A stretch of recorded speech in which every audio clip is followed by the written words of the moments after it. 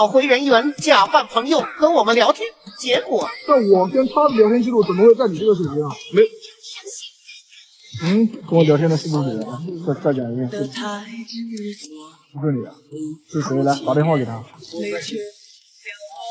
哎，兄弟你好，他讲你刚刚登他微信是你跟我聊天的。没有。你没登微信是吧？登不上，咋了？哦，没事没事，你听到了吗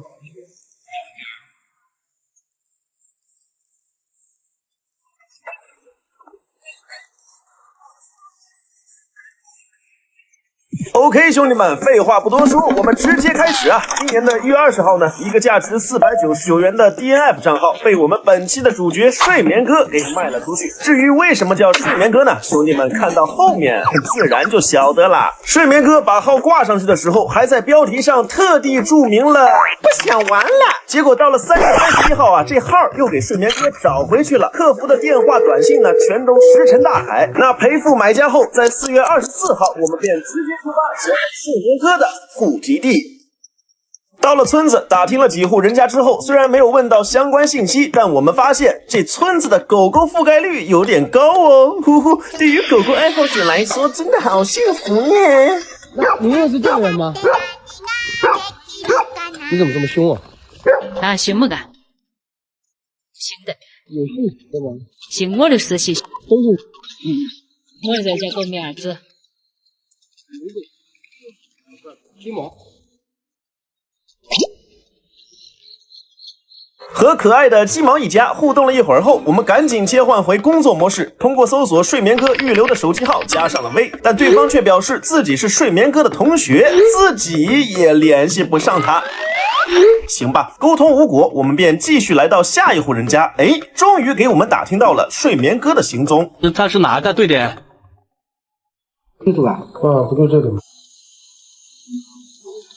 这个就这一排是吧？哎，对对，一共就10几户人家是吧？哎，对对。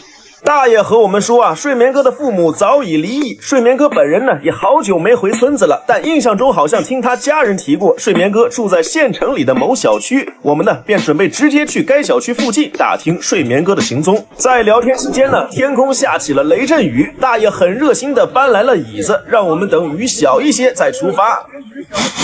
世上还是好人多呀。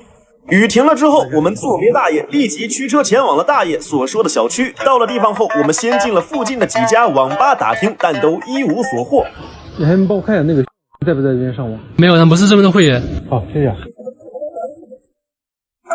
于是呢，我们便准备去小区里面继续寻找线索。但这时候，一个路过的阿姨呀，惊鸿一瞥，看到了我们手中睡眠哥的照片，主动喊住了我们。你认识吗？有看本职，别对这个警察声音。这个人吗？这个人，那个人好像面熟哎。面熟是吧？对，我看到过这朋友。昨天晚上在这里，今天晚上没看满。我这年轻小了这是。小点是吧？他眼人的头发没有？头发没有？短头发，短头发是短头发吧？就是脸的颜色没有，像的颜色没有。阿姨呀，您来的真是太及时了啊！必须给您比个赞。阿姨表示，虽然不认识睡眠哥，但经常看见他出现在附近的一个路口，我们便立马前往那个路口，向附近的商户打听起了睡眠哥。这个人你都是附近路口见的。我电脑还有没有别的照片？也比不了那新闻的照片。没看过。哎，有印象了，他这个头盔比较有特色。有印象，但是不记得了，因为对的是经常在我的脖子。对，经常在这过。没耐心。哎，对。哦，这两位老哥也说，经常看到疑似睡眠哥的人从这个路口经过，那说明这个路口一定是最有可能碰到睡眠哥的地方了。那接下来我们要做的只有一件事情，等。2个多小时后啊，远处一辆红色的小摩托缓缓驶来，还没来得及反应，元儿哥直接一声大喝，让那辆摩托靠边停了下来。怎么了吗？我们把车子停到边上，我们聊一聊。我的号好久就被盗了，我哪知道？被盗了，这号不是你卖的？不是啊，就你这个号是被人家偷去了，你没有卖过，是这个意思吗？对啊。这个身份证，这个是你吧？这是我。不是你卖的，他怎么有你这身份证呢？那我就不知道。上我们平台都是需要实名认证的，你跟我讲你不知道，反正就是不承认，跟你没有关系是吧？不是，啊，是这个意思吗？不是说不承认，我真的是不知道。你不知道人家身份信息，我们平台是要人脸识别的，你知道？查一下他这个 QQ 号现在绑定的哪个手机？现在绑定的就是这个号码，收到短信了吗？来验证码，来，程序验证码，是吗？是不是你手机号码？这个手机号码是我一直在用啊。手机号码你一直在用，对吧？这个 QQ 号现在绑的就是这个手机号码。那你告诉我，为什么交易完成之后又绑定了你的手机号？告诉我为什么？那我你也不知道，我真不知道，什么都不知道。哦哟，哥们儿的心理素质还挺过硬的，谎话是一个接着一个。在当着我们的面收到验证码后，睡眠哥依旧脸不红心不跳的说：“不知道哎。”哈哈，那钱打给你了，你总不可能不知道吧？卖真不是我卖的。啊，真不是你卖的。哎，真不是我卖的。钱打给你，你知不知道？不知道。钱打给你也不知道。来告诉我，这个支付宝是不是你啊？这个是我。那钱我们打给你了，今年的1月20号，余额提现，这我们打给你的记录呀。还卖了不止一个号啊，找回了几个号？告诉我。没找回啊，我这两个卖的没找回啊。这两个卖了没找回？我自己卖的这两个没找回啊。但是刚刚找到你的第一时间，你为什么说一个号也没有卖过呢？这号被人家盗去了，我听不懂。你这个号找回，是不是想再卖一次？先找回一个看看，看我们来不来找你是吧？不来找你，你把前面出入的所有号全部找回卖掉是吧？我告诉你，你如果胆敢找回3个账号，那就是刑事案件了，懂吗？哎呀，小伙子，不看你支付宝，我们是真不晓得啊！你还买了不止一个号啊！几个号的出售间隔不超过1个月，陈哥立马判断他是打算先找回一个账号试试水，如果没被找上门，就再把前2个一起找回了。到这儿咱也看出来了，这睡眠哥纯是满嘴跑火车啊，嘴里一句真话都没有。这时陈哥又想起了微信上的那个所谓的朋友，你能把你的微信打开我看看聊天记录吗？这不是你吗？这是我。是你是吧？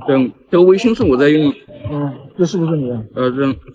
这是前面他跟我讲的，然后让我登上来的。什么前面他讲让你登上来的？我前天我不说我出了事吗？那个跑顺丰后面出了事情，我找他借了钱，因为还有一笔4300多块钱没有还给他，他怕我故意不还给他。这是不是你的微信？你告诉我。微信是我的。那我跟他的聊天记录怎么会在你这个手机啊？没有。你可以看我另外一个手机嘛，我的记录随时都连得通的。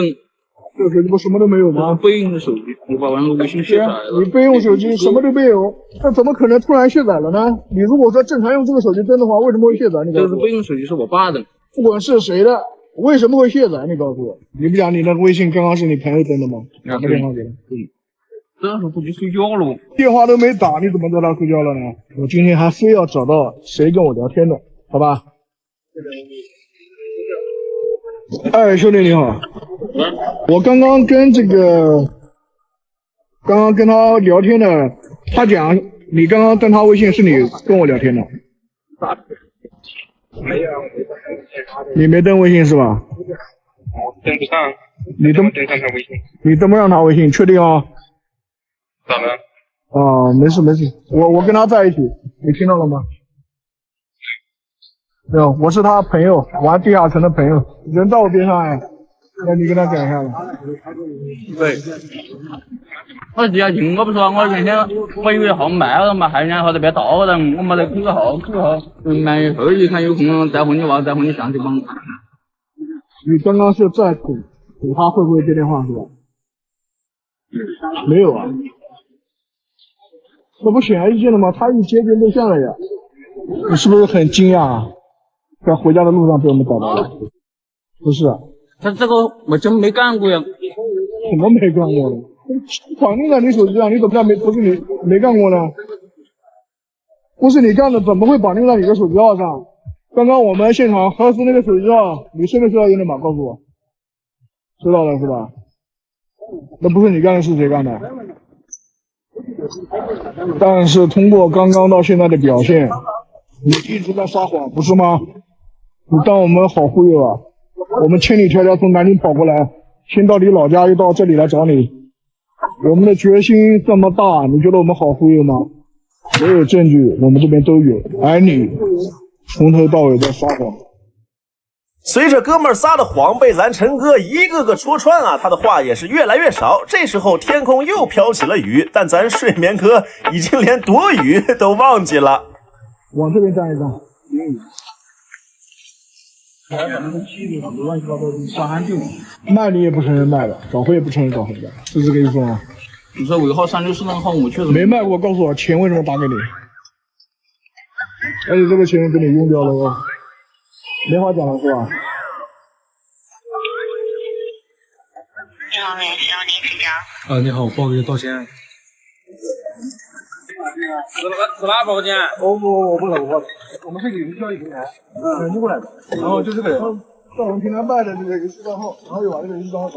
他现在是不承认卖了这个号，也不承认找的，但是我们这边有证据显示都是他找的。现在这是 QQ 号，还在他手里，把那个差水源。来的是2位年轻的阿 Sir 啊，办事很麻利，3两下就把情况了解清楚了，直接把我们带回了派出所，和所长沟通了2句后，咱就直接先进去做笔录了。而这个时候呢，我们的睡眠哥他居然在补觉。玛卡巴卡阿卡瓦卡米卡玛卡，兄弟，你心理素质是真过硬啊！说谎面不改色就算了，在这儿居然也能睡得那么香。最后还是阿 Sir 被他的呼噜声吵到了，才把他喊起来的。起来后啊，他在门口小蹲了一会儿，就被喊进去做笔录了。等我们再见到他的时候啊，哥们儿的小手镯也已经漂漂亮亮的戴起来了。当天晚上呢，阿 Sir 就把行政处罚书送到了我们手中，咱睡眠哥呢也马上就可以享用他的5天小套餐了。想起他和我们交流时连篇的谎话，可能对于他来说，说谎是对于即将到来的惩罚的自我保护。面对错误或失败，一些人会选择说谎来避免承担责任，这种行为可以让他们短暂的逃避后果，但同时也削弱了他们解决问题和成长的机会。希望我们这一次的追回之旅可以给他长个教训，让他意识到有些事情逃避是没有用的。这里是7881，你找回我找你，我们下期再见。